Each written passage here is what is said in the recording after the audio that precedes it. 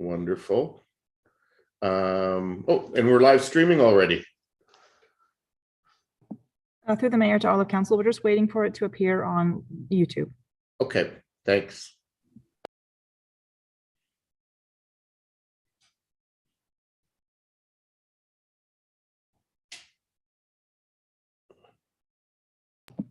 Through the mayor to all of council, I can confirm that we are live streaming. Wonderful. Well, thank you very much. And good morning, everyone, and welcome to today's special council meeting on March the 28th. Beginning March 1st, 2022, the City of Kitchener has aligned with provincial changes to COVID-19 restrictions, and City Hall is now open for in-person services, but appointments are still being encouraged. The city remains committed to the safety of our patrons and staff and continues to facilitate electronic meeting participation for members of the public. Those people interested in participating in this or any meeting can register to participate electronically by completing the online delegation registration form at www.kitchener.ca/delegation or via email at delegation@kitchener.ca. For those who are interested in accessing the meeting live streaming video, it's available at kitchener.ca/watchnow. Any written comments received prior to the start of this meeting have been circulated and will form part of the public record. As we begin today's meeting to talk about our new 20-year strategic plan, we're reminded that we're gathering on the traditional territory of the neutral Anishinaabe and Haudenosaunee peoples. We recognize our responsibility to serve as stewards for the land and honor the original caretakers who came before us. Our community is enriched by the enduring knowledge and deep-rooted traditions of the diverse First Nations, Métis, and Inuit in Kitchener today. I think as we begin the new 20-year strategic planning process and reflect on this land acknowledgement, it's also an opportunity for us to reflect on the responsibility that we have shared with Indigenous and First Nation people in terms of looking after the land that they have given to us. We will move into item 3.1 on the agenda, preparing for the 2023 to 2026 strategic plan, which is actually the new 20-year strategic plan, as well as the 4-year update, or the first 4 years of that next plan. And it will begin with Dan Chapman, our CAO, and Judy Stevens-Wells, the chairs of Compass Kitchener. And they'll be joined then by Randy Sad, who is from Refocus, our strategic plan partners, as well as Angie Fritz-Walters, the project manager for the strat plan here at the city. And with that, Dan, I'll turn it over to you. Thank you, Mayor Verbanovic and members of council. I'm really excited to be here today to be kicking off conversation with you on our new strategic plan. This has been a long time in the works, and we've looked forward with great anticipation to engaging with council in a process to cast a new long-term vision for the community. Today is just the first discussion in what will be a series of many discussions with council over the next year. And as the mayor mentioned, I'm joined today by 3 members of the Refocus team, and they'll be introducing themselves in a few moments. Also, Angie Fritz-Walters, who I think is known to many of you from our Community Services Department, who's on secondment to work on this project. And then by 2 of my other colleagues in my office, Karen Cooper and Catherine Dever, on the call today. And as mentioned, Judy Stevens-Wells, Chair of Compass Kitchener, is here and will be making some remarks shortly. If I can have the presentation up, I'll just walk council through the brief agenda that we've set, allowing much of our time at the end for an opportunity for council to provide feedback. So we'll go to the next slide.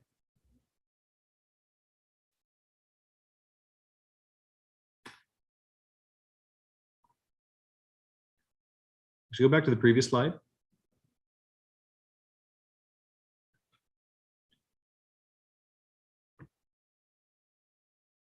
So I'm looking at my slide deck, which looks a bit different than this one. This is Judy's, I believe this is Judy's slide deck. Was there a second presentation?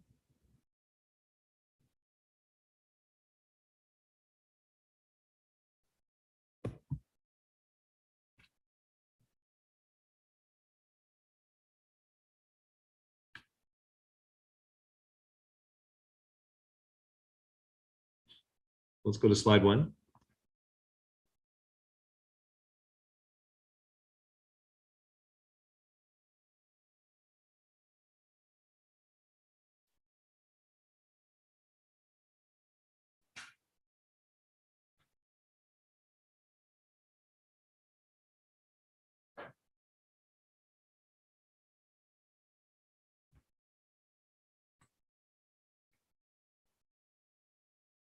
So that's the second last slide, Sarah. Can you go to the beginning of the presentation?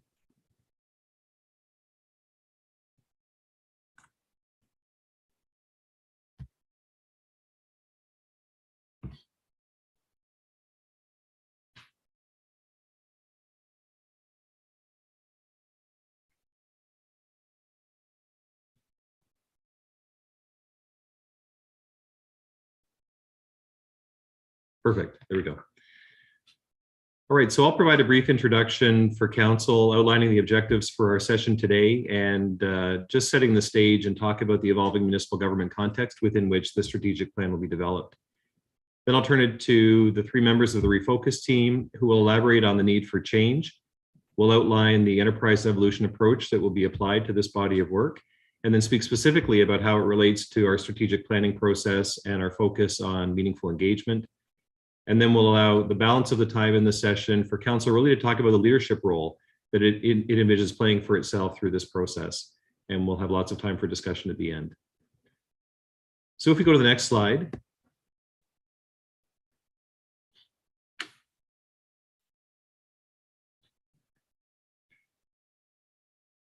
The objectives for the session today, there are 6 of them. First of all, we want to talk a bit about the need for change as the context for preparing the new 20-year vision. As I mentioned, we'll take a few moments to outline the enterprise evolution approach. We'll talk briefly about how sustainable development goals underpin our strategic planning process. Then we'll provide an overview of the process and timeline that's envisioned for the next strategic plan.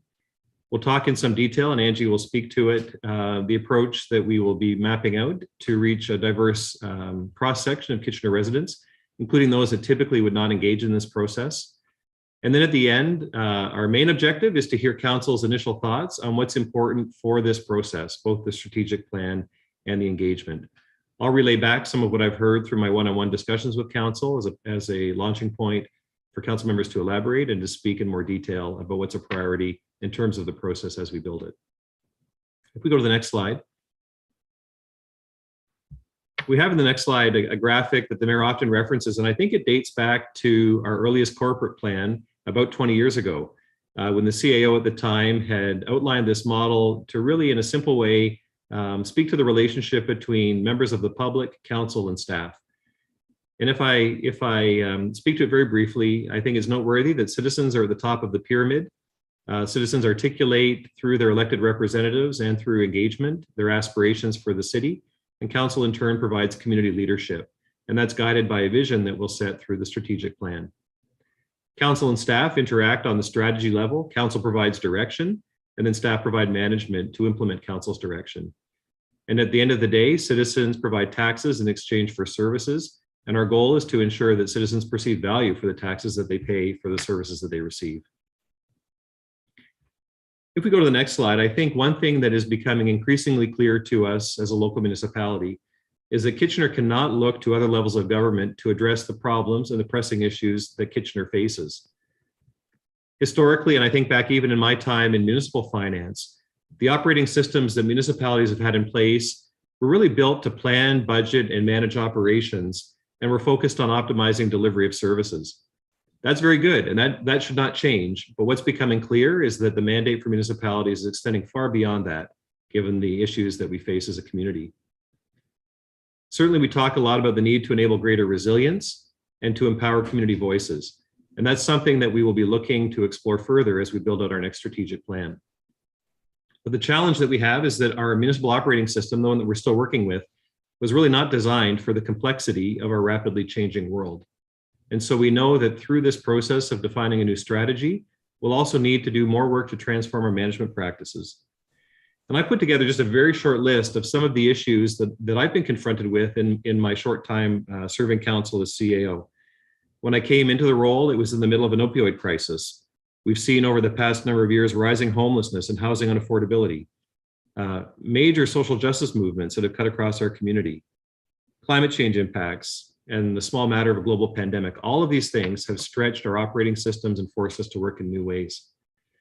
What we want to do now is step back, take a look at our strategic planning process, and use it as a practical opportunity to apply some new and innovative thinking to position us well for the future, for the next 20 years that this community will face together.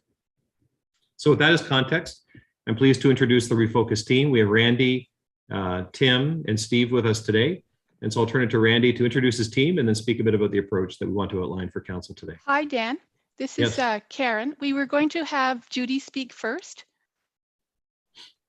Okay, so why don't we cut across to Judy, and then Judy can hand it over to Randy at that point. So Sarah, could you switch to Judy's presentation? Thanks very much.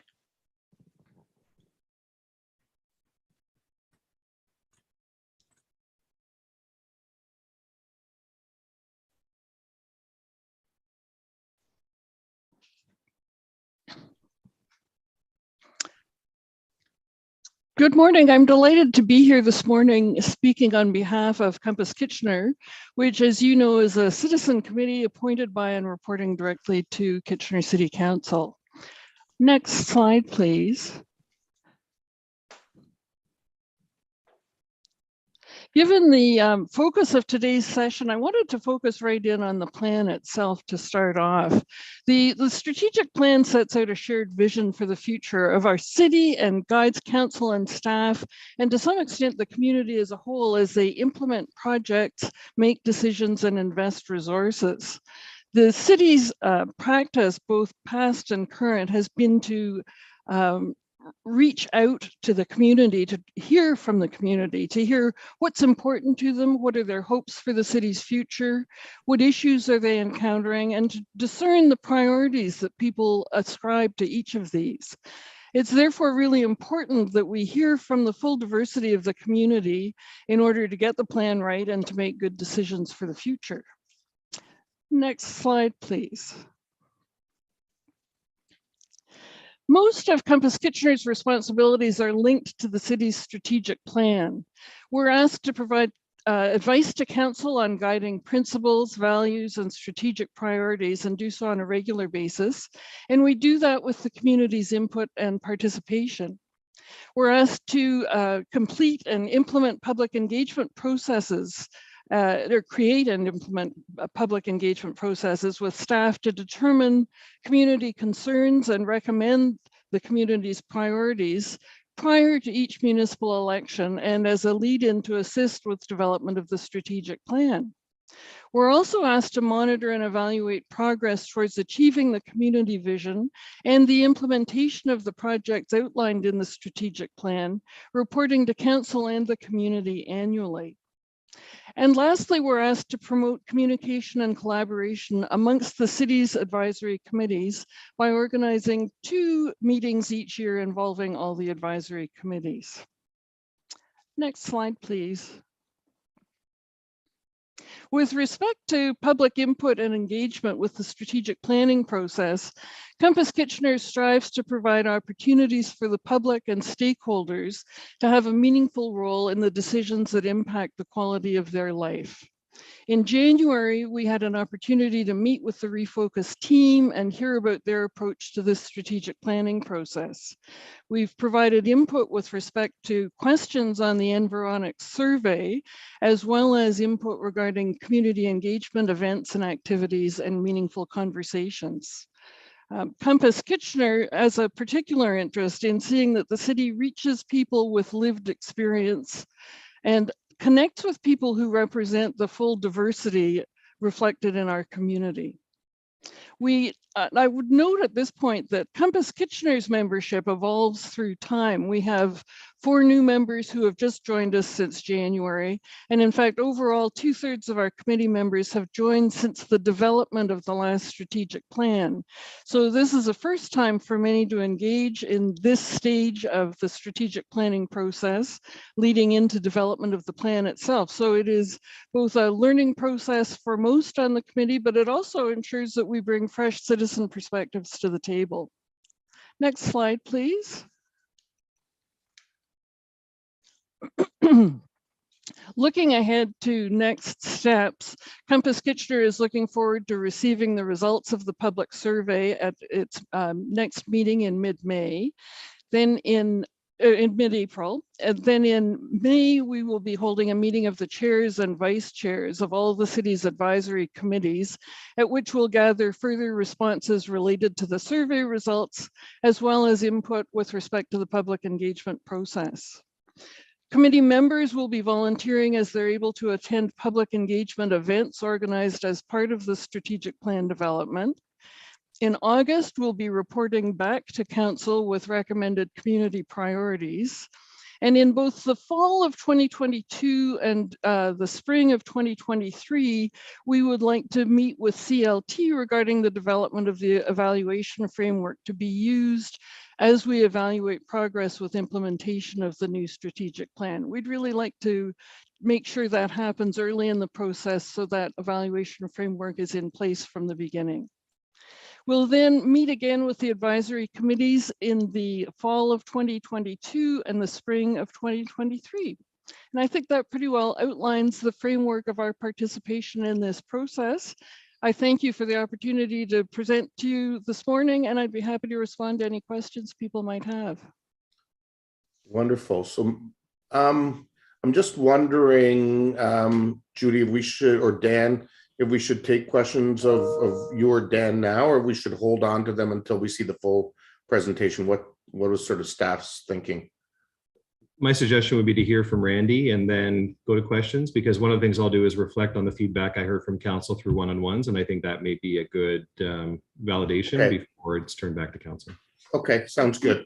Thanks, thanks, Judy, for that, and we'll come back to you with questions and comments. Randy, over to you. Thanks so much, Mayor Verbanovic. Thank you, Dan. It is a privilege for myself and our team to have the opportunity to address council this morning. Thank you so much for the time. We're most excited to share a little bit of what we've been up to and to engage in some discussion at the conclusion of our presentation. As mentioned, my name is Randy Saad, and I'm the Executive Director of Refocus and leading our engagement with the City of Kitchener. Refocus is a nonprofit cooperative. We help organizations respond to complex issues and prepare for accelerating change by adopting more integrated and holistic management practices. I'd like to quickly introduce my colleagues who are with us today and part of our core project team. They will be more active during the discussion we'll host later in the presentation. Stephen Davies is our Enterprise Evolution Program Lead, and Tim Poselt is our Senior Consultant on the project. The Enterprise Evolution Program is designed to enable municipalities to adapt strategic management practices by applying systemic management tools and methods and building new capabilities that are needed to apply them effectively. Systemic methods and tools typically combine leading management expertise with the natural and social sciences, and also emphasize the importance of local context, continuous learning, and developing deeper relationships with all stakeholders. The Enterprise Evolution provides an integrated approach to pursuing environmental, social, and economic objectives in balance. City of Kitchener will be the first municipality to apply Enterprise Evolution. Refocus has co-developed an international applied research partnership focused on testing the Enterprise Evolution program with multiple municipalities. It's worth noting that key national and international NGOs like the Federation of Municipalities, ICLEI Canada, and World Secretariat have recognized we cannot resolve deeply complex issues within sustainability and climate change offices on the periphery and have joined us in this pursuit. Go to the next slide. So, as Dan mentioned, municipalities are experiencing accelerating change and the emergence of many highly complex challenges. One example is climate change, which is causing costly, severe weather events to occur more and more frequently. Next slide. Another example is the matter of Indigenous rights that the Truth and Reconciliation Commission has brought into the foreground. Next slide. Social justice and anti-racism movements are also examples that have grown and gained strength within communities. As you likely already know, downtown Kitchener was the site of one of the largest Black Lives Matter rallies in all of Canada. Next slide. While a significant number of new housing units have been created in Kitchener and the region, the cost of homeownership is becoming increasingly unaffordable. Rates of homelessness have also dramatically increased over the past 3 years, according to the latest survey conducted by the region of Waterloo. The point in time count done in September 2021 found that 1,085 people were experiencing some form of homelessness in Waterloo region, which compared to only 333 people back in 2018. All these issues point to a need to do things differently. Municipalities must continue to effectively deliver services to residents and businesses that are counted upon each day. Refocus has developed the Enterprise Evolution Program to enable systems change in local government. It's designed to enable municipalities to more deeply understand and focus on the longer-term impacts of municipal decisions. This includes effects on climate change, social equity, and economic prosperity, as well as our ability to live within the ecological limits of our planet. Next slide, please. This is the science-based donut economics model developed by renowned ecological economist Kate Raworth. The outer layer depicts 9 limits of the environmental systems that all life on the planet depend on. The inner layer of the donut depict 12 social foundations that must be met to ensure everyone's well-being. The lime green donut between those 2 boundaries represents our sustainability as defined in concrete scientific terms and is known as the safe and just space for humanity. This unsustainability, since 1970, we further and further exceeded our carrying capacity of our planet and failed to equitably maintain the well-being of a significant portion of our population. So this unsustainability, unfortunately, is represented by the red areas that stretch beyond the environmental ceilings and below the social foundations that you see on the right-hand side. As a consequence of these overshoots and shortfalls, a widening range of complex and interconnected challenges are quickly emerging, and senior leaders are being forced to respond. There's a greater need than ever for senior leaders to recognize the growing risk associated with relying on the ways that have traditionally been used to navigate.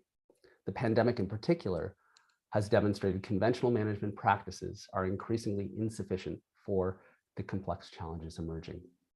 City of Kitchener certainly demonstrated its ability to be agile and adaptive in responding to the pandemic, though the experience exposed the need for new ways of thinking and approaching complex issues. The Enterprise Evolution will involve beginning to develop a donut specific to this local context and to assess how the City of Kitchener is currently performing. Next slide, please. The SDGs provide municipalities with 17 key goal areas that must be carefully managed to ensure a sustainable future. Enterprise Evolution is a systemic approach to strategic management designed to enhance how organizations pursue the sustainable development goals. In particular, the Enterprise Evolution program will bring focus to developing future-oriented staff and equipping them with innovative management tools and new capabilities needed to apply systems thinking. It will serve to help with localizing the SDGs to Kitchener's unique context and developing and aligning priorities with the community, budgets, organizational development, and corporate performance practices, as well as across departments. Our efforts will involve developing an inventory of SDG localization opportunities, as well as a recommended path forward for the City of Kitchener. This work will also include developing sustainability indicators that are tailored to the City of Kitchener's unique local context. These indicators will be integrated into the city's future performance management principles and practices. Next slide, please. The City of Kitchener vision, developed 20 years ago, was inspiring and ambitious. But like most visions developed based on best practice, little was defined to make it concrete and to support measuring progress toward it. Similarly, the current strategic plan is focused on executing a series of actions. Some actions like the affordable housing strategy and the equity, anti-racism, and Indigenous initiatives team are transformative in nature. Others are not. Aside from completing actions, the impact of the actions taken or progress toward the city's vision is not currently measurable. By applying a science-based and integrated approach to future planning, the next vision will become more than a statement and concretely define success based on meaningful science-based targets that have been localized to Kitchener. Further, the entire 2023 to 2026 strategic plan will be transformative in nature and take the City of Kitchener a big and focused step towards realizing its future vision. Next slide, please.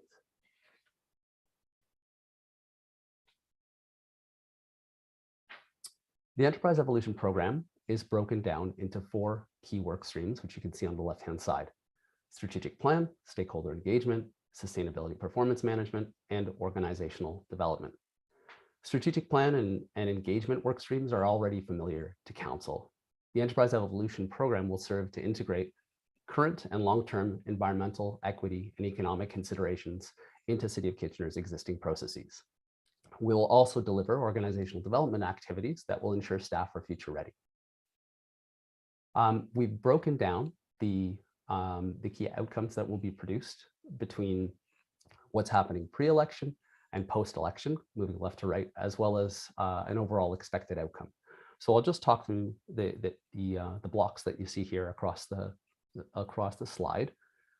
Firstly, from a strategic planning perspective and starting pre-election, we expect that the corporate leadership team will approve our work plan and establish working groups to support the strategic planning process. We'll also introduce Enterprise Evolution Program, do an analysis of global and local issues, and explore future scenarios. From a stakeholder engagement standpoint, we will complete the Environics survey. Council strategy sessions will be facilitated, 2 of them. We will engage Compass Kitchener, establish community priorities, and complete an employee survey. From a performance management perspective, we will be co-developing this area with the Sustainability Office and piloting an innovation called the Multi-Capital Scorecard. Through the process, we'll develop a number of key areas of impact. From an organizational development standpoint, we'll be co-developing this area with the organizational development staff within the City of Kitchener. And across this timeline, we'll develop a baseline needs assessment and establish key focus areas. Post-election, from a strategic planning standpoint, we will draft and finalize vision, goals and actions, and a final strategic plan.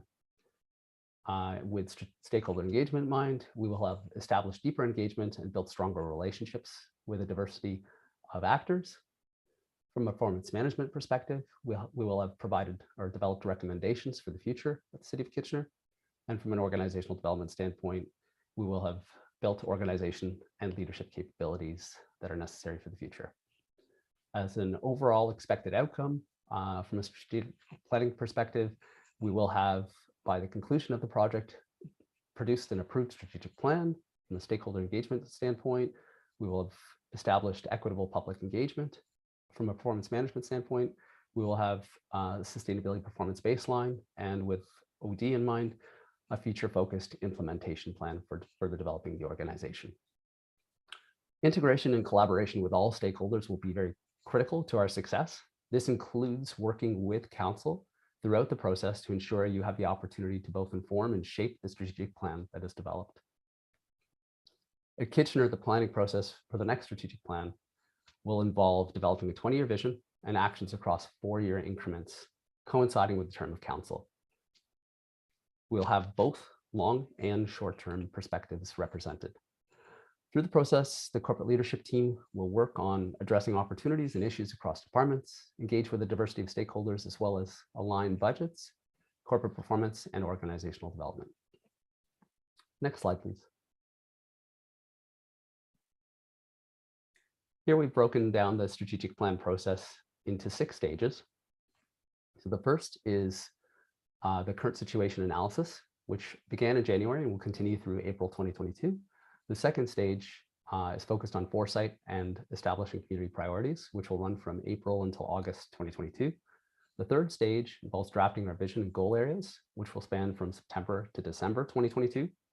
The fourth stage will involve drafting our strategic goals, which will span from December 2022 till February 2023. Excuse me. The fifth stage will involve drafting our strategic plan from March to May 2023. And in the final stage 6, we will produce a recommended strategic plan and recommendations around its implementation between June and July 2023. Council will be providing direction and leadership throughout this process. With that, I think that concludes my portion of the presentation. I think it's over to Angie to talk a little more about stakeholder engagement. Thank you. Thanks, Randy. Angie, over to you. Thank you. Thank you, Mayor Urbanovic.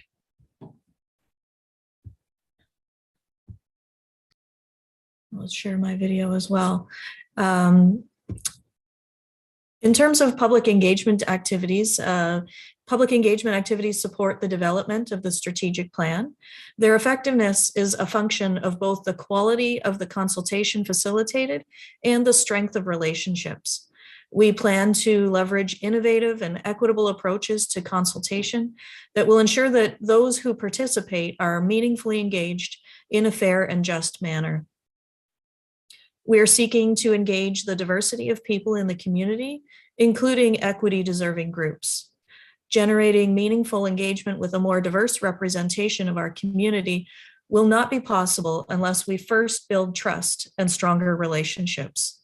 The City of Kitchener has already been shifting toward a more deliberative style of democracy, planning with the community rather than on its behalf. For example, innovative approaches have already been successfully implemented and developed using the affordable housing and equity strategies as examples. Next slide, please. Our goal is to adapt internal practices so that innovative approaches are consistently and effectively applied across the organization. The engagement principles that we are taking include seeking those who we have not heard from, asking meaningful questions, and sharing what we heard to be sure that we get it right.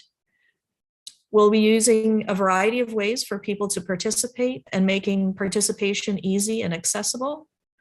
We'll continue to build trust by sharing how input is used and showing how it makes a difference in the work that we are doing for the city.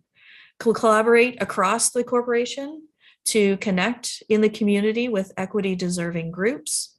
There are many staff who have excellent relationships, and we'll be leveraging those as we engage with the community more broadly. And we will be collecting participant data throughout to ensure that the folks we're hearing from reflect the diversity of the whole community. Next slide, please. Staff and public involvement in the strategic plan process is outlined in this chart, echoing the stages across the top that Randy mentioned. The public will be engaged at all stages, beginning from January to April in the analysis of the current situation. We've confirmed with Compass Kitchener their objectives for public engagement, and the Environics survey is designed and currently underway. In the Foresight and Community Priorities section from April to August, we'll be reviewing the results of the Environics survey with Compass Kitchener and administering the first stage of the engagement program. From there, we'll draft the vision and goals, draft the strategic goals and the strategic priorities, and towards the implementation of the strategic plan. Members of the public will be involved at every stage to ensure that we're hearing from folks, we are diving deeper into their thoughts and wants for the strategic plan, and being able to share that input with members of council as they ultimately make a final recommendation. Staff will be engaged as well throughout the process, particularly highlighting the June staff engagement survey. And of course, staff will be heavily engaged as we start to discuss the implementation of the actions for the strategic plan moving forward. I'll now pass it back over to Dan for the next slides. So as we wrap up, if we go to the next slide, I just want to touch briefly on council's leadership role in the strategic planning process. I was very encouraged in the one-on-ones that I had with members of council over the past couple of months with the degree of interest in this process your thoughts around how it should be constructed, and a strong desire on the part of council to show strong leadership through the process. And so we've built the timeline and the working sessions with council with that in mind. You'll see here that there are 2 additional meetings planned before the election. In May, the intention is to come back with the results of the public survey, as we've done in the past, to share that with council. And then in August, for Compass Kitchener to report back with their synthesis of that community feedback to articulate to council what they understand the community priorities to be. Then after the election, there are 3 more sessions planned with council. In January, a session to deliberate on draft vision and strategic goals. In April, a draft strategic plan, and then in June, a final recommended strategic plan. So if we go to the next slide, I've tried to summarize here some of the key themes that I heard through the one-on-one discussions with members of council, and I've grouped them into 3 main areas. The first is on the output from this process, and what I heard from some members of council is that there is a need for focus. Some of you perceive strategic plans as being so broad and all-encompassing that they're not too meaningful. And so I hope you've been encouraged by Randy's comments earlier that even the vision itself will create accountability that will then translate to the strategic plan actions and to the measurement and performance reporting. Another member of council talked about the need for clear commitments and accountability for results, and also a desire to see a stronger alignment to budget. And so we've certainly taken that feedback to heart and will as we continue to build the process out. In terms of the process itself, some members of council articulated their desire to have a stronger hand in considering and ranking priorities. Some of you have referenced experiences in the past where council members brought priorities to the table, they were deliberated on, council members ranked them. And so what you're not looking for is a document that's tied up so much with a bow that there's not opportunity for council to set priority. And also in relation to that, a desire to ensure that our engagement is broad and that certain special interests don't dominate the discussion or dictate the policy. And then around engagement, we've maintained a commitment through Environics to a statistically relevant survey, which you'll see in the results of in May. Some members of council have said where we have more substantial workshops, share the content in advance so that you can prepare and consider it with more than a weekend to review. Another member of council talked about the need to engage suburban wards where perhaps we've seen lower representation in the past. And so we've taken that to heart. And then another member of council, even though we've talked about the fact that these are complex problems that kind of exceed our boundaries, to continue to focus engagement in areas that are within our jurisdiction and mandate so that people do not be confused about things that are really truly beyond the city's control or mandate to influence. So with that, we'll turn it back to you, Mr. Mayor. We have on the next slide the one big question that we wanted to put to council in the balance of the time that we have together today. And that is this: what is important to include in the process to prepare the 2023 to 2026 strategic plan and in the engagement process? And so here we're not so much talking about what are your work priorities, it's more about the process itself. What about the process is key for you that I may have touched on the previous slide or perhaps not, that you think is critically important that we build into our process as we launch into the strategic plan? So happy to take any questions and then to hear council's response and reaction to the question that's up on the screen. Thanks very much, Dan, and thanks to everyone, Dan, Judith, Randy, and Angie, for your presentation, and others that are on the call today to support them who have done all the work in getting to this point. Great to see lots of interest and hands up already. And I'll certainly save my questions and comments until the end, other than to make one now. And it's something that you touched on, and clearly some of my colleagues touched on as well.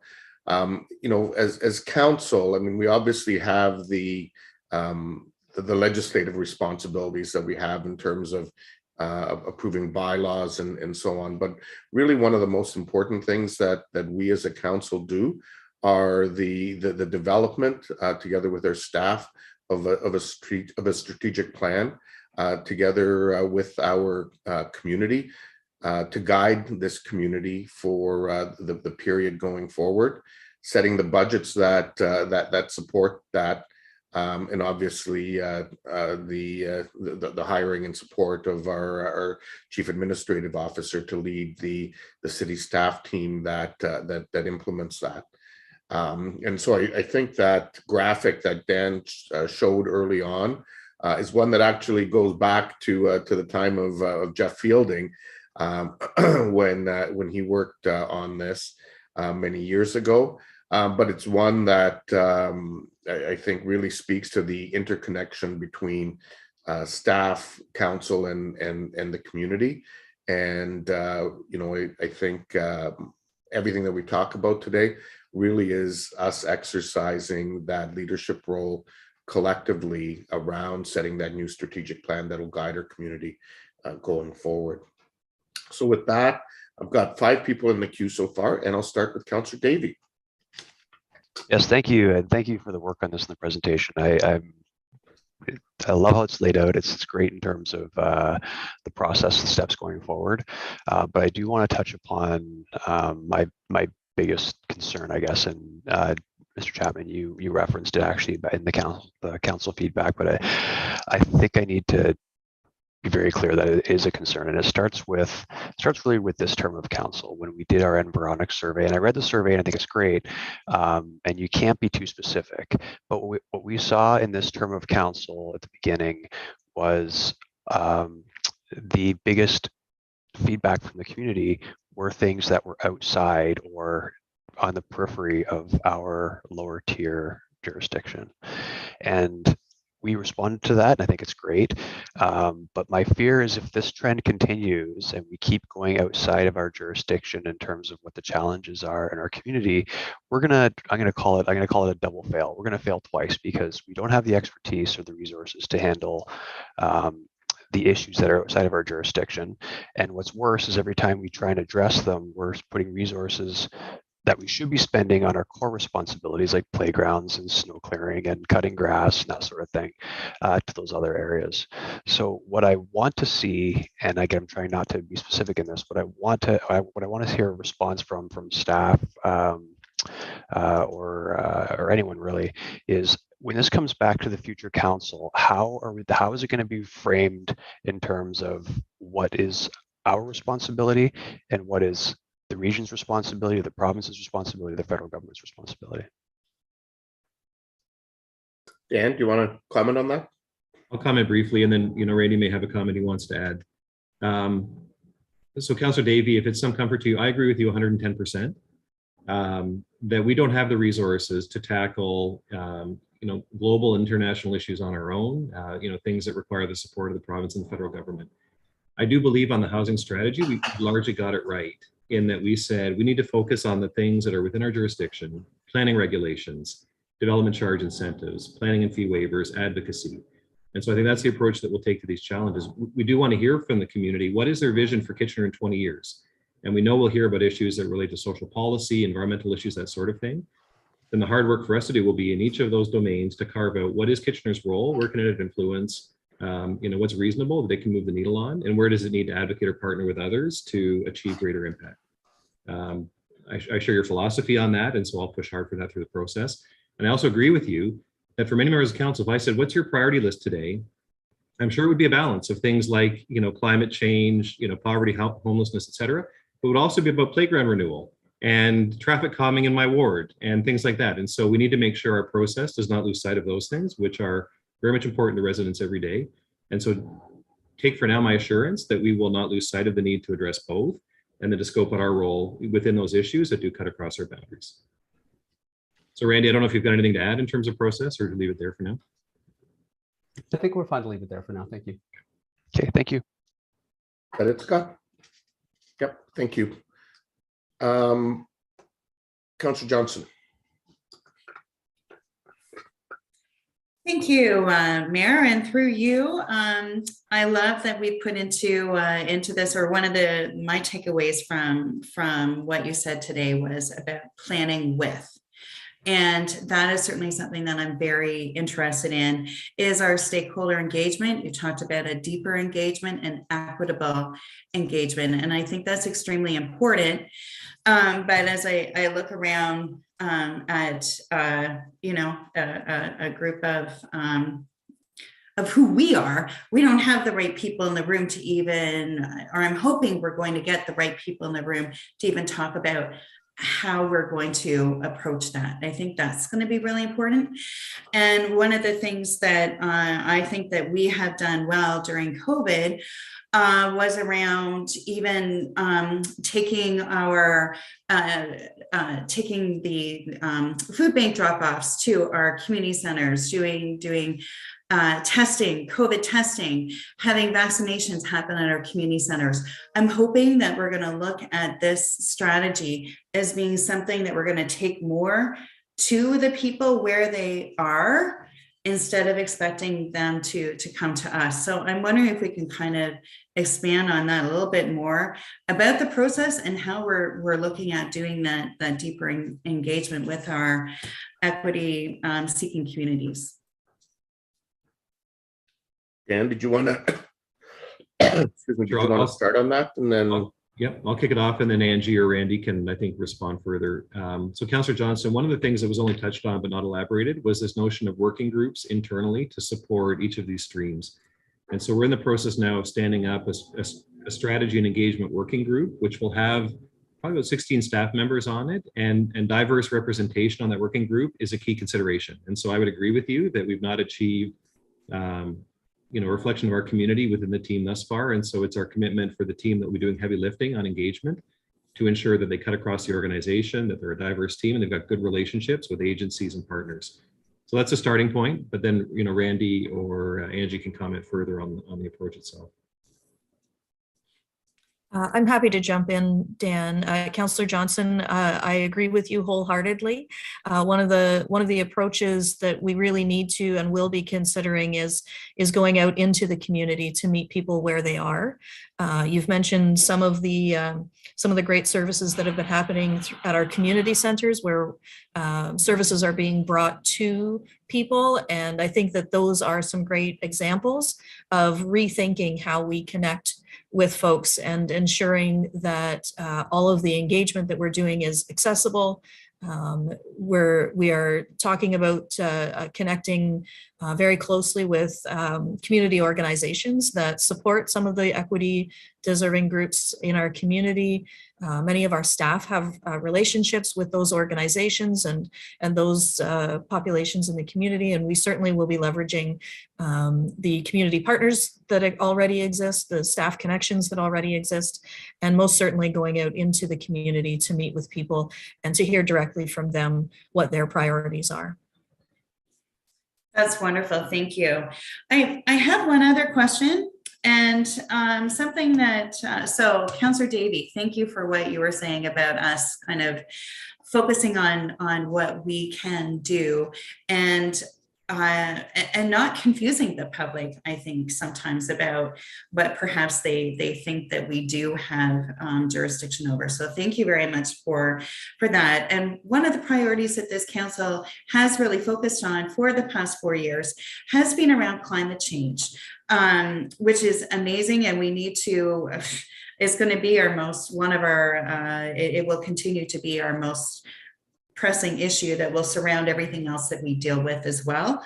I personally have a constituent that's wondering about how do they get involved. We have committees for housing. We've got committees for all kinds of different things. I don't know that we have a committee around that. So I'm just going to kind of place I don't know if you have to answer it today, but I'm hoping that it's something that we'll take into consideration as a focus for the strategic plan, as well as how do we help people get more involved in, we call it our community climate action plan, but how does that actually get people involved with it? So I looked at Justin. Justin, I'm not sure if you have a response today or if that's something that you want to take away and we can follow up on. Thanks, Dan, and through the mayor. So the Environment Committee, that's the function of it. And so traditionally it's looked more at tree preservation and other components. And I know Ms. Cipriani is looking at revisiting the terms of reference for that to make sure that GHG emissions are a large part of that, and structuring the next environmental committee to have a greater focus on the corporate climate action plan and Transform Waterloo Region plan as well.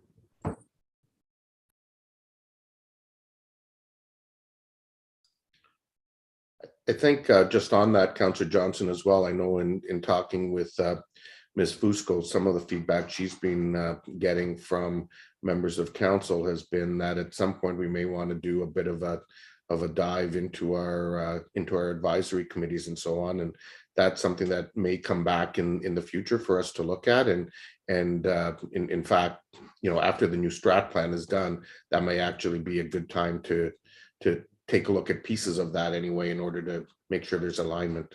So maybe staff can take note of that. Councillor Singh, you're up next. Thank you, Mr. Mayor. And, this is, I want to compliment staff and, achieving to get ahead of this early on, especially coming out of the pandemic. And I think our citizens are right to be able to provide feedback on what we've done right as a community and where our priorities need to be. And that's why I think having a very clear plan towards community consultation is very much necessary. I also agree with comments made by my colleagues regarding ensuring that we are not leading with our questions based on priorities that have already been predetermined through what we've heard through special advocacy groups, and then framing the questions in a way that essentially gets the answers that we want to hear. Rather, the consultation be very broad and I guess comprehensive and wide-reaching, that we are essentially hearing from our citizens where those priorities necessarily need to be. And this is more of a comment, but also I hope staff can answer the question within it, is the way those questions will be framed. Will we provide an opportunity as a way of educating? It's not fair to say that we have to be focused on jurisdictional priorities, but then we go to our citizens and say, hey, what's important to you?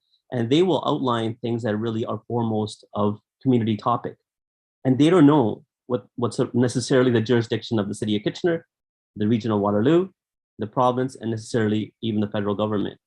Will we, through the consultation, also ensure that we are guiding and educating our citizens to know exactly how their feedback will be placed and where their feedback will be best set based on what the city of Kitchener's jurisdictions are? Yeah. So I would agree, Councillor Singh. I think that should be our goal. It strikes me that there are some engagement formats that lend itself better to that than others. And so I'd actually look to Judy to maybe comment on in the past where we've tried to do that or where you see opportunity to do more of that. I know in a large survey, for example, it would be hard to educate people through a survey in detail. There may be some opportunity, but I think more about the all advisory committee meetings, for example, where we sit together and have a couple of hours to educate and then to receive feedback. But there may be others that come to mind, Judy, as you think about the process. Judy? Judy, your mic's off. You're not muted, but your mic is off. The question, are you hearing me now? The question of jurisdiction is something that we did touch on in our discussion around the survey questions. And I agree, I think it's very tough to do that educational piece in the context of the actual survey itself.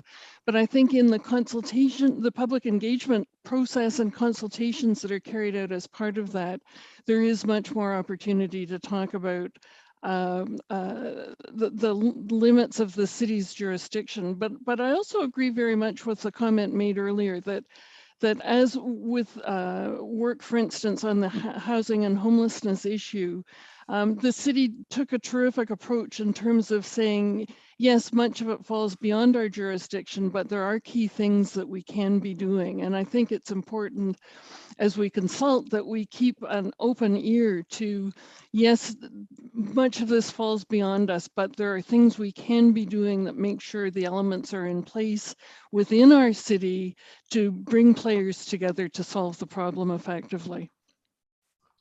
Yes, no, I appreciate that, Judy, of bringing players together.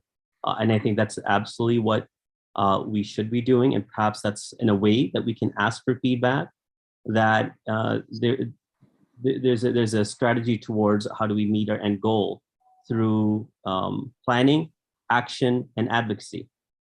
Things that are outside our jurisdiction need to be guided through advocacy. Things that absolutely are core responsibility need to be action. Things that we aspire to need to be towards planning. So that can be a three-prong approach, and letting the survey engagement should try to address that. And I don't want to repeat some of the comments and points made by Councillor Davey, but at the end of the day, a lot of the priorities are so far outreaching from what you can essentially afford that we negate things that we absolutely need to address as well. My time is limited, so I'll just quickly say one more thing, more of a comment, but I'll swing back if I have a question further. And I think I was really, I guess, satisfied with Mr. Chapman's later comments after the presentation that council will play a strategic role in this. And I think that's very important, irrespective of who's going to be at that table come after the election, because each and every one of us that gets either reelected or elected to office will have spent countless hours knocking on doors, having thousands of conversations directly with our residents. And those that are running or will run will have an informed understanding about, again, those issues about jurisdiction, about past priorities and future priorities as well. And there will be a key insight taken from the election process that can really strongly help guide the strategic planning process as well. So I hope everything will not be pre-established or presupposed come after election, but there will be a serious engagement with that future council to help guide those priorities. Thank you. Dan, did you want to comment on that? Through Mr. Mayor, only to say that we hear you, Councillor, saying all of council loud and clear on that. And so I think that we will actually dedicate more time early in the new term of council to say, here's what we heard through the surveys, here are what we understand community priorities to be. That's an input. Now let's hear what council heard as you were going door to door. Let's go through a process to set priorities and to deliberate. And I think having that clear division will be important. I think last time, perhaps they came to council more polished, and there was less opportunity for council to have influence over that process. And so that's something that we will absolutely build into the process after the election. Thanks, thanks, Dan. Yeah, and I think the 20-year one is to Councillor Singh's point is probably even more important for that than the 4-year updates as we embark on this sort of broader 20-year vision. Councillor Schneider. Thank you, Mayor. A lot of my concerns, questions have already been brought up. I really think it's important that our citizens know what our limitations are. I think as a council and as a community, we want to do everything possible that we can to help out in these areas. The other concern, or not concern, but the thought I have is paying for things. Is there a way in this survey to find out the comfort level with something like a levy that would help go towards paying for some of these things that we're looking to do? Is that something that could be included in the survey? I know we because we have limited resources, and it's been brought up, like we don't want to take away from our parks or our trails and roads and the core services we deliver. So through the mayor, the survey's in the field right now, and we asked some general questions about value for tax dollar, about willingness to pay more to expand service levels. And so I think informed by that general input, once we hear what the areas of priority are, I can see in the later phases of engagement going to the community to say, if you really want to, if the community is saying they want to move in a big way in these areas, to your point, Councillor Schneider, what's the appetite to pay more or to adjust service levels, whatever it may be, to do that? And so I think once we hear initially what the general priorities are, we can go a lot deeper to understand the public appetite to pay for that and build that into the next phases of the engagement. Okay, yeah, because I think it's really important that we do all we can within our jurisdiction and let the other areas of jurisdiction, maybe we share what we've heard from them with them as well. Thanks. And I'll just share this. The interesting trend that I've observed in our engagement over time is that the proportion of residents that say that I've been a taxes and inflation advocate for a long time, but the proportion of residents that have said they'd be willing to support increased taxes for increased service has been increasing. And so that to me is just an interesting trend that there is, I believe, confidence in council's management of the budget and a willingness to pay for things that are very important to the community. So we'll follow that more closely through this process. Yeah, and I think too that possibly this probably isn't the area to do it in, but we always like to tie our budget to, well, at or below the rate of inflation. And depending on what the economy is like at the time, may not be the best way of doing things. So. Great. Thanks a lot for that, Councillor Schneider. Next up is Councillor Marsh. Thank you, Mayor Verbanovic, and through you. So I'm excited to see this process come before us. I really think that, it's an ambitious process that we are undertaking here, and I think we have the right team at the table. So I'm really pleased to see this approach. When I'm thinking about answering the general question that's been put before us today, one of the things that comes to mind is, in the three areas that have been outlined as the priorities. The first one is, we want to hear from the people we haven't heard from yet. I think that it's implied in that goal that that we've already heard from a bunch of people, in the survey, but it's not explicitly clear there. So I just think that could be clarified a little bit so that we understand that we've already engaged with the statistically relevant survey, and then we'll go out and make sure that we hear from others further. I think that we absolutely are going to hear from people about their priorities within the context of just coming out of this pandemic. And let's hope that we are putting the pandemic slowly behind us. And when we're setting our 20-year engagement, 20-year strategic plan, I think that we need to parse out what is genuinely something that we can focus on for 20 years, and what might have been influenced by our most recent, the recency bias, that people have experienced.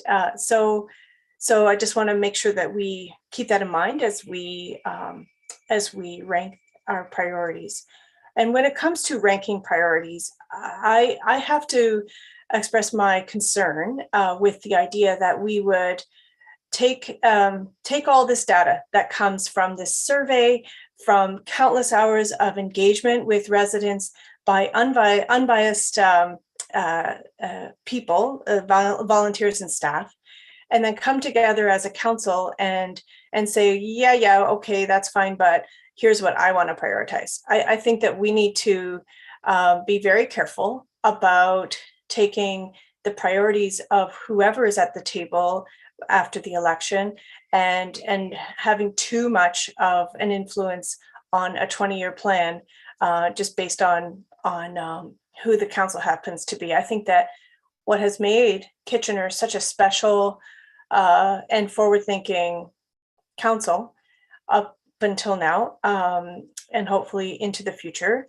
is that we are genuine in our creating a strategic plan that is based on what the community prioritizes. Yes, the community does prioritize things that are not within our jurisdiction. And yes, we absolutely can't do it all. And I agree that we need to be careful about scope creep. But as was mentioned by a few people already, we need to be able to connect with the other levels of government and make sure that we're not siloed in how we approach the different priorities that are under their jurisdictions. And so we need to make sure the lines of communication are open and play that connector role, because people come to us about all the priorities. We are the face in the wards, right? We are not, people don't come to, they don't have access as much to some of the other representatives of the other levels of government, generally speaking. And so when we hear from someone about a priority that's absolutely out of our jurisdiction, I feel it is incumbent on us to have a way forward to really connect. Back when I was on Compass Kitchener more than 8 years ago, and a longer time than that ago, I remember that we had an interactive activity. It took about 5 minutes, and it was it was a board that had various different, government roles, and people could vote on whether they think it's federal, provincial, Waterloo Region, or local municipality. And the number of people that learned from that activity was incredible. Like, there were people, even local politicians, who really, some of them, they were a little bit confused about some things. I won't name names, but I will say that we might want to get back to doing something like that, where we learn as we do. People can do an activity where they understand, and then they'll learn that, through that process. It was a fun way to do it. Finally, I'll just comment that, further to my comment about silos, we have engaged so much from so many, with so many different strategic plans, that we have a wealth of information already. So when we are trying to drill down into specifics about, well, what do people mean when they talk about active transportation? Or what do people mean when they talk about parks and trails? Well, we have that information with our open spaces and places process. We have that information with the cycling and trails master plan. We have lots of different sets of data that we can draw from to create a wider strategic plan. We don't have to re-engage and to the same extent. And so I would just ask staff to consider, staff and the team putting the strategic plan together, to really access some of those other sets of data, so that we aren't, I guess, exhausting people with over engagement. When we're looking at asking the subject matter experts to tell us again what you think, when they've already told us last year. All right, those are my comments. Thanks. Mayor, can I just respond to 2 points really briefly there? Yep. So I think you're right. The recency bias is a factor we're going to have to watch out for here. But I recall 2 surveys ago, we dealt with that in spades. We consulted right during the time of the Senate scandal, the federal Senate scandal. And do you know what the #1 issue was in the minds of citizens when we did that survey? Accountability. For the first time, it had never been there before, and it was now the top of the list. And so it was important, but it didn't dominate the agenda. We did actually do some things in response. And so I think we'll watch out for that here. The other point I would make around council's priority setting role, what I'm really excited for in this process is, when you think about that donut model, engaging council on setting materiality. So we'll look at the environmental factors and the social foundations, and council will go through a process to say, access to clean water is not a huge issue for us here as compared to Southern California, for example. And so that one has a lower materiality for us than it would for them. But housing affordability for us is a big issue compared to rural Manitoba. And so that's one where we're going to put more emphasis. And out of that, we'll start to coalesce a consensus around priorities that will then drive actions. And so I think there will be rigor here, aligned with public input and aligned with science, so that you'll be satisfied that we're not cherry picking issues. The other thing I would say, though, is I do expect council will hear at the door, or you will know that there are priorities that may not seem strategic, but are a big deal for council to achieve in the next term. To have an opportunity to talk about those things, and perhaps we say, you know what, that's a business plan item. It doesn't need to sit at the strategic plan level, but it's important to council. We need to make a commitment. And so through budget and business planning, we will take that up. I think to have that outlet will be important for council buy into the process. So we'll look to structure it that way. Thank you very much. That makes sense to me. Thanks. Thanks, Dan. Councillor Ioannidis, you're up next. Thanks, Mayor Urbanovic. It's been interesting hearing all the comments and the feedback from the presentation and from members of committee, or council, I should say, for today. But I have a little bit of a concern with the direction this is all going, because it feels to me like we are sort of embedding in this process of mission creep into other levels of jurisdiction, and we've done it ourselves already as a municipality. We've dealt with issues that really wasn't our wheelhouse, so to say, and so I'm just wondering whether the process needs to change a little bit, in the fact that maybe we do need to spend some money to educate folks on what our mission is, and because I know what we're going to get. We're going to get homelessness, we're going to get affordable housing, we're going to get the climate, we're going to get all that. But real, and you know, those are all very valid concerns. And but these are issues that we will never be able to tackle to the full extent that it needs to be. And my concern is we're going to lose track of what some of the things that we are really responsible for. And so that's why I think it's important that we have a greater education, whatever it is, educating the public. And this is something that we've been lacking for many, many, many years, not just now, but as long as I've been here, that the public really does understand what our role is. And so I think that's where we need to focus a little bit more on, is the education. And then when we ask our questions, they should be laser focused towards what the municipality can focus on, and not be too broad and say, you know, whatever that it may be, that will lead to mission creep into other organizations or governments or whatever. And I think if we stay in those lanes, and I know that's what we're trying to do, but I really don't think we're going to accomplish that if we don't get a good education campaign up front and spend some money there. That's where I think we need to spend some time.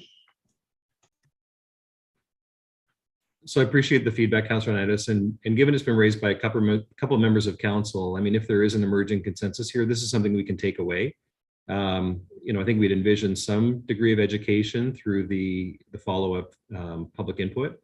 But if this is an important issue for council, then we can invest more and do more work in that area. And so I think two have raised it. And so if other councils share that perspective, then that's feedback that we can take away, and we'll build that into the process.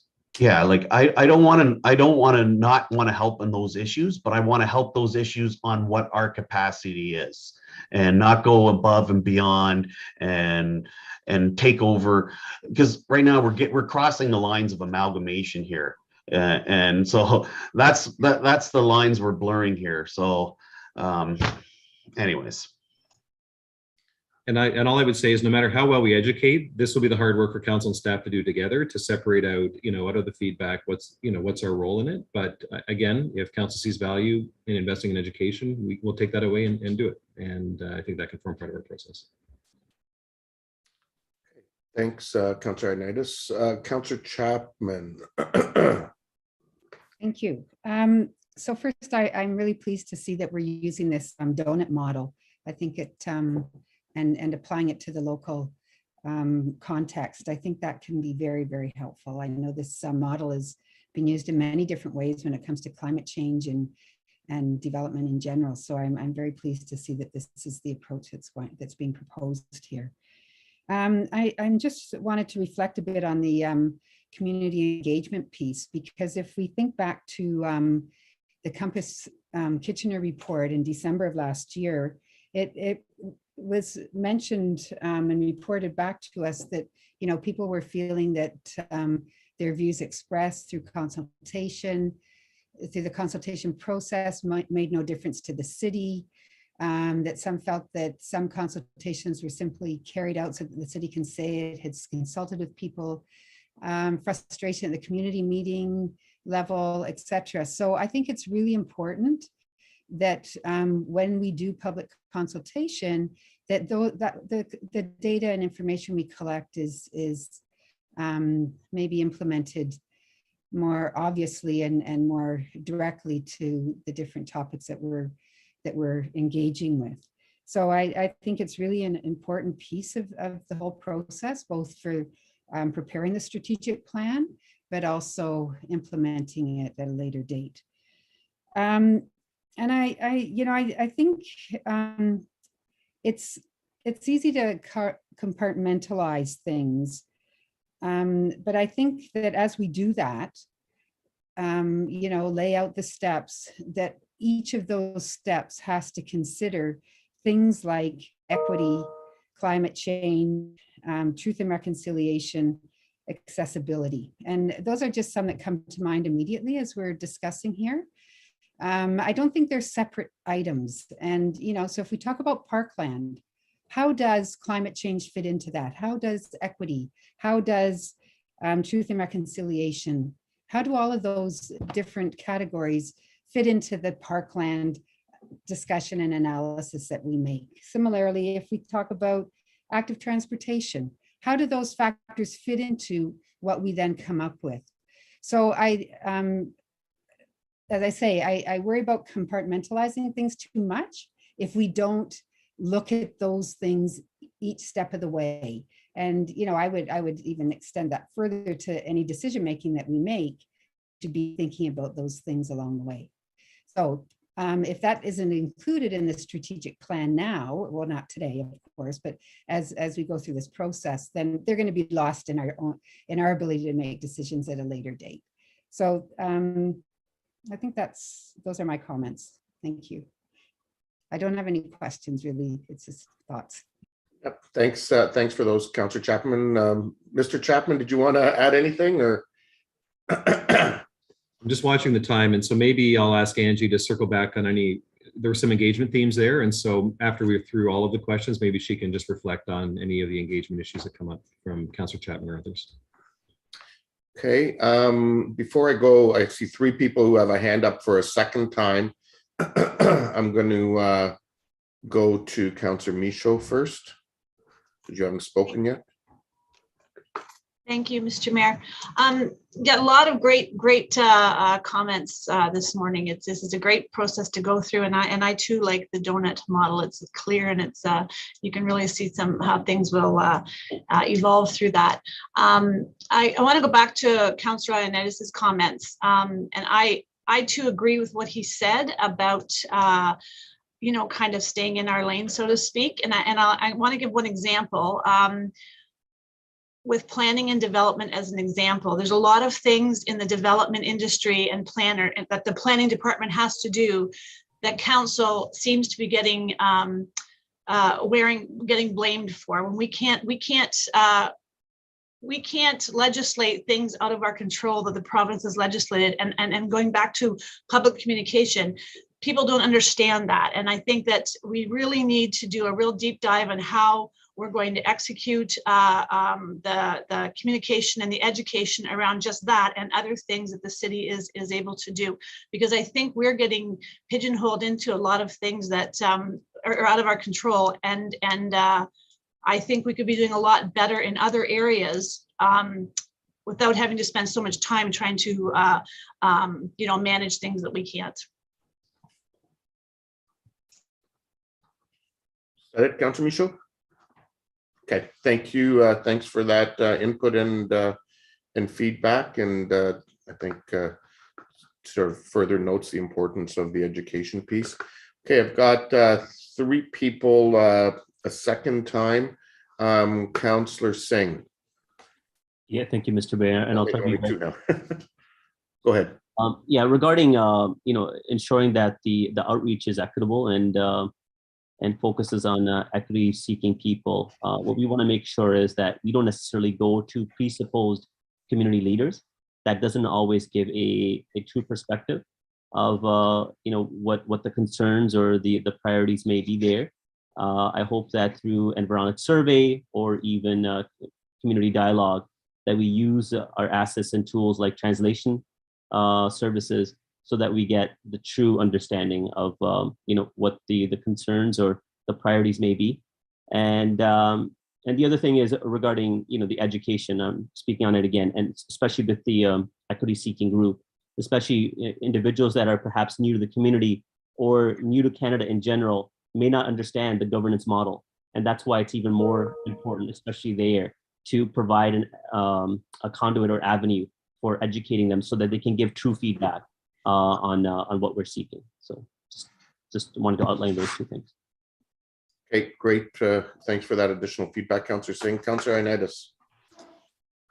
Thanks, Mayor Vermeg. And I hate to belabor this point, but maybe one of our strategic part of our goals and our plan should be education, and it should be a line item in our budget to be public education. So because as even what Councillor Michaud says, it's a great example of how much staff resources are and time is wasted dealing with other jurisdiction issues where the money could have been better spent really helping what the issue is. So. Okay, thanks, Councillor Ioannidis. I don't see any other hands up, so I'm going to make my my own comments and then just summarize what we've heard and then turn it back over to you, Dan, for staff's final comments. You know, it's interesting. I had a conversation just on the weekend with some folks, and one of the things that they noted in terms of us as a city and as a council was not really, you know, always just focusing on what is today and what maybe is going to be next year, but that as a community, we seem to have, using a hawk analogy, have had the ability of looking at where the puck is going. And I think that is true. And if you reflect back on over the, you know, the past, you know, whatever, 10, 15, 20 years, I think we have as a council generally done that, particularly even with things like EDIF and Make It Kitchener 2.0 and a lot of the other work that that we've done over the years. And I think that a lot of that is because of that Compass Kitchener process and the rigor that we've put into the strat plan and the role that the council plays versus the community plays versus Compass Kitchener, which I still think is, quite frankly, one of the best innovations that ever came out of our strat plan process, you know, which speaks to that important role that the community plays. Like many others, I too am quite pleased with you know, the report and where we're going through thus far. For me, a big part, and a number of people have talked about this, is the community engagement piece as we look at this. And it's really important that, yes, we hear from specific voices along the way, and as we engage in this equity approach to the strat plan. But at the end of the day, the ultimate strat plan, and like anything, it's a balancing act, you know, because there's only so much we're going to be able to do, is that the final document is reflective of all voices. And I think that is really going to be critical as we go forward. I think it's important that we don't just hear from the voices we traditionally hear from, and as Councillor Singh indicated, you know, don't, as we do that, don't just necessarily turn to those who are necessarily, you know, the presupposed community leaders, but really get to a breadth of the community. I think part of that involves going to the places we typically don't go to. We did some of that with the neighborhood strategy as an example, where we, you know, went to porch parties and different things along the way to engage in the community. And things like kitchen table talks are important as well. And so we may find that in some instances we gather people based on neighborhood. In other instances, we might gather people on topic area to get input into this document. And so all of that is important. I think the last point I wanted to make is on the fact that as we embark on this, and Dan touched on it, I think Sarah, you touched on it a little bit as well. You know, we're at a period in time when we're embarking on this 20-year plan, just after a tough 2 years of the pandemic, which has changed, you know, where people are at and where people are sort of seeing the world going over the next few years. I think it's given us a bit of a flavor in terms of, you know, how the world may respond to things like climate change in the next while. And we're also dealing with, in the context of, quite frankly, what is, you know, sadly quickly becoming a far-reaching conflict, if not actual war everywhere. Certainly there's economic realities that are being felt across the world. But I was reminded just this weekend at the opening of the, excuse me, at the Rohingya Center, that, the conflict that's happening in Ukraine right now is triggering for a lot of people in our community who have come from different parts of the world, from countries that have been war torn, and all of that kind of thing ultimately shapes the kind of priorities that'll come out through this process. And so I think we just need to factor that in terms of where we're going. So those are my thoughts. And then, as I was listening, some of the key points that I think folks have made, and staff have no doubt taken detailed notes. There was, several people talked about the division of responsibilities, maintaining a focus on what's in our ballpark, but at the same time remembering that people turn to us as the order of government closest to the people for everything. And so how do we manage that? But the importance of, in a world where, post-pandemic, we may have some more constrained resources, we need to focus on what are the things that as Scott said, we're responsible for.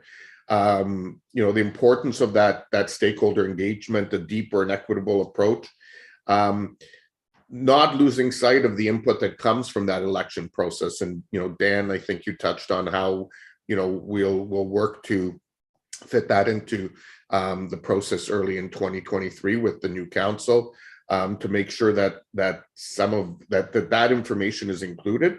But we also shouldn't lose the breadth and the depth of the input that we get through this process.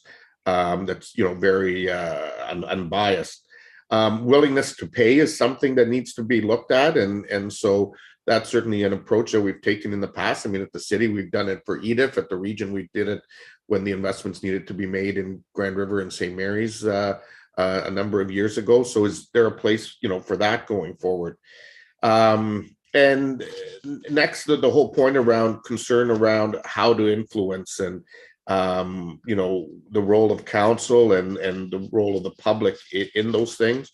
Education came up with a lot of folks. And, I think that is an important one, whether that's actually a strategic focus or whether that's actually more of a business plan focus, I think is maybe something that staff need to take away and look at and talk about.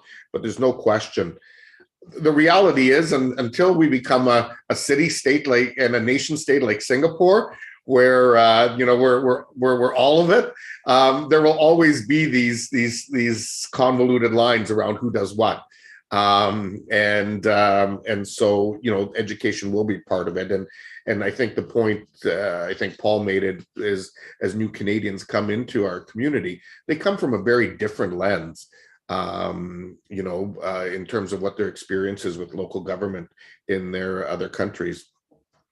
And the last point that I heard was the importance of ensuring that the strategic plan is aligned in all of the work that we do. I'll remind council that actually is a portion of our agendas right now. And that actually came through the Compass Kitchener recommendations many years ago, as that should be in every agenda, so we always have that lens. But I think as we look at what this new strat plan will look like under the donut model, how that's portrayed in those reports may need to change, because it'll be a very different strat plan, I imagine, today than it was 20 years ago when we started this process. So those are some of my summaries, and Dan, I'll turn it over to you.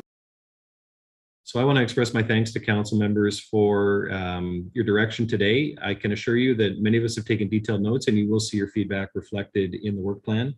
I won't summarize the key points. The mayor did that well. I think that one of the key takeaways, though, is council's strong desire to focus on our jurisdiction and to educate people through the process. And so that's something that we will redouble our effort in, and we can share more about that when we come back. You'll see us again in May with the Environics survey results. Then we'll proceed to some deeper public engagement. And then again, we'll be back to council in August to talk about the Compass Kitchener recommendations for community priorities. Again, that is not the strategic plan. Those are not the goals in the strategic plan, but they're a key input. And that provides good grist for the mill for the election. And then after the election, we'll start to engage council more deeply around setting goals and actions for a strategic plan. So again, thanks for your direction today. It's very useful, and we'll see you again in 2 months. Great. So thanks, Dan. And before, thanks everyone for your input. So I will need a motion for 3 readings of a bylaw to confirm all actions and proceedings of council today. Moved by Councillor Schneider, seconded by Councillor Marsh. Thank you. All those in favor? Opposed? That's carried. Motion to adjourn. Actually, before we do that, I do really want to say thank you to Judy for taking the time. You've been an incredible chair of Compass Kitchener, and to all of the staff and and Randy and his team for all of the great work that has gone into this. I know many hours have gone into it, so I don't want to miss doing that before we adjourn. So now I'll take the motion to adjourn. Moved by Councillor Michaud, seconded by Councillor Ioannidis. All those in favor? Opposed? That's carried. Thanks, everyone, and have a great day.